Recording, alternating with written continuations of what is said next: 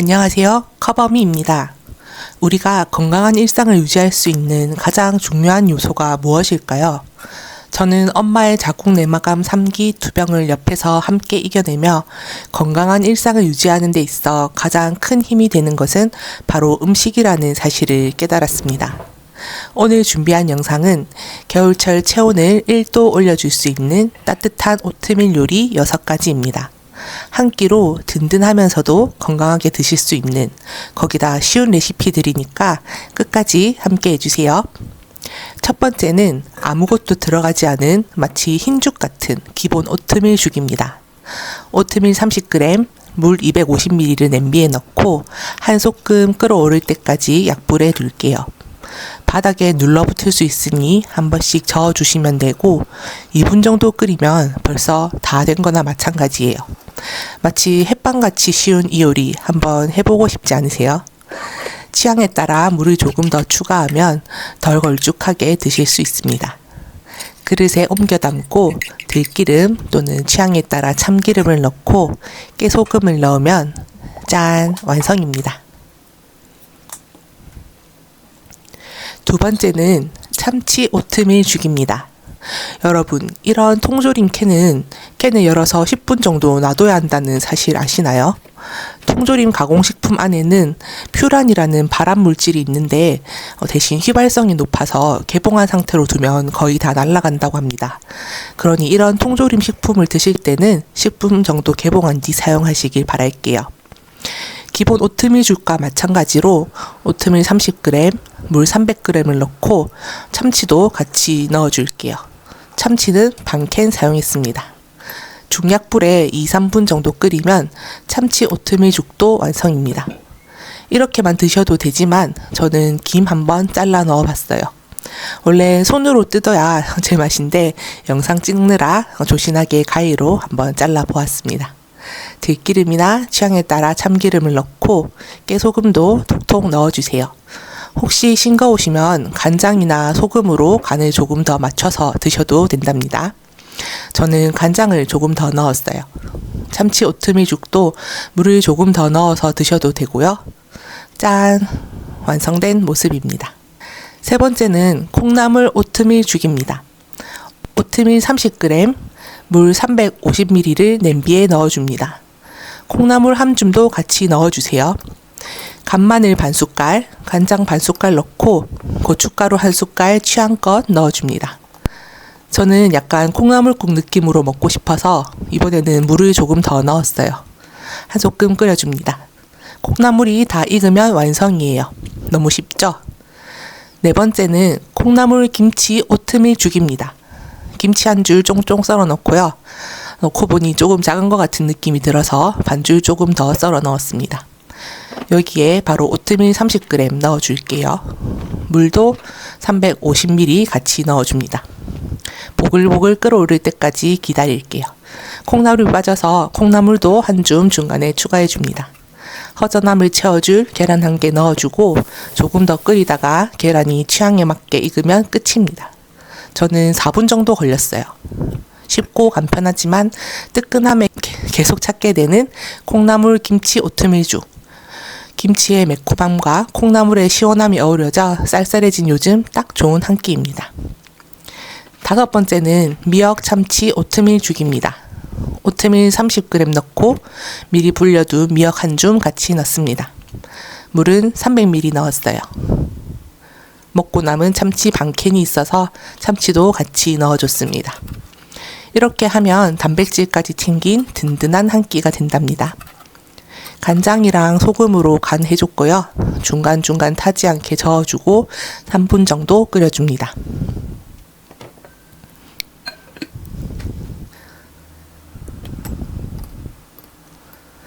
짠! 맛있는 미역 참치 오트밀죽 완성입니다. 마지막으로 오트밀 버섯 리조또입니다.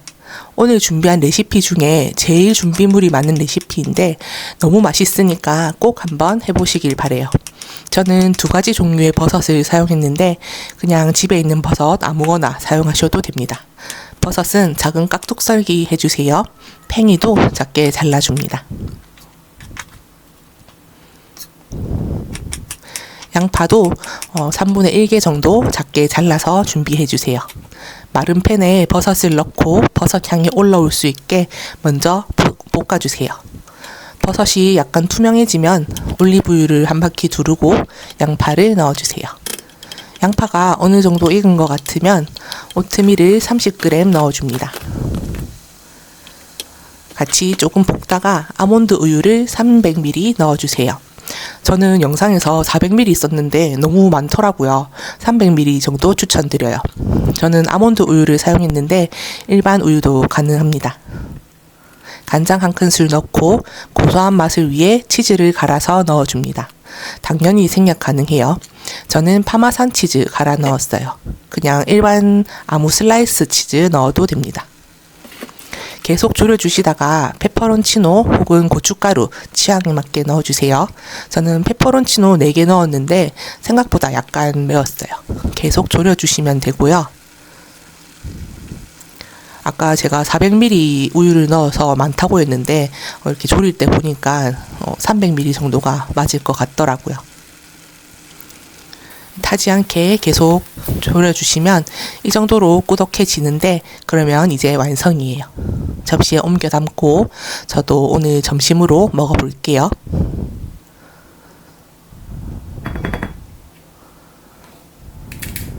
후추를 조금 뿌리고 파마산 치즈를 조금 더 갈아 넣어줬습니다. 꽤 그럴싸하죠. 오늘도 채소 먼저 먹고 시작할게요. 오늘은 저희 엄마에 대해 조금 얘기해 보려고 해요. 엄마는 2021년에 수술을 받으셨는데요. 그때 암인지 아닌지 기다리던 시간, 병원에서 대기하던 시간, 그리고 수술을 받기 전, 수술을 받은 후, 또 지금까지도 엄마는 한 가지를 계속 반복해서 말씀하세요. 내가 음식을 제대로 못 먹어서 이 병이 생긴 거라고요. 여기서 엄마가 음식을 제대로 못 먹었다는 말은 이런 의미입니다. 저희 엄마는 겉으로 보기엔 되게 말랐는데 생각보다 많이 드세요. 저는 좀 덩치가 있는 편인데 저보다 더 많이 드실 때도 있었고 그리고 한 번 먹기 시작하면 3-4시간 동안 끊임없이 드실 때가 많았어요. 또 저희 엄마가 간호조무사로 일하시는데 퇴근하고 저녁 9시에 집에 오실 때면 그때는 배가 고프니까 식사를 하고 바로 주무시기도 했어요. 거기다가 밤샘 근무 때는 당연히 충분히 잠도 못 잤고요. 이런 모든 식습관들이 결국 본인 건강에 영향을 주었다고 스스로 말씀하시는 거예요. 물론 엄마의 식습관이 크게 좋은 편은 아니었지만 그렇다고 많이 나쁘다고도 할 수 없는 식습관이라고 생각을 하는데 엄마는 늘 그 원인을 본인에게서 찾으시니까 저도 항상 답답하고 안타까운 마음이 들었습니다. 그래서 엄마가 또다시 안 좋은 식습관 때문에 본인 탓하는 게 싫어서 엄마가 예전처럼 드시려고 하면 제가 꽤 단호하게 말씀드리곤 해요. 그래서 엄마는 현재 특별한 운동을 하시진 않지만 가족들과 같이 음식 조절에 굉장히 신경을 쓰고 계세요. 그래서 그런지 엄마는 낫지 않은 병기에도 불구하고 아직까지는 예후가 좋은 편입니다. 저 역시 엄마와 함께 음식을 통해 건강을 관리하는 데 큰 의미를 두고 있어요. 그래서 저도 노력하고 있는 몇 가지 원칙이 있습니다. 정량만 먹기, 식간 공복 시간을 4시간 이상 가지기, 저녁 식사 후 최대 12시간 공복 유지하기, 음식 먹는 순서 지키기, 그리고 초가공식품 줄이기입니다. 이런 작은 변화들이 쌓이면 분명 더 나은 건강을 만들어갈 수 있을 거라 믿습니다. 여러분들도 여러분만의 음식에 관한 습관 혹은 좋은 팁이 있다면 댓글 달아주시면 감사하겠습니다. 오늘 영상은 여기까지고요. 구독, 좋아요, 알림 설정 부탁드리면서 다음에 우리 또 만나요. 안녕.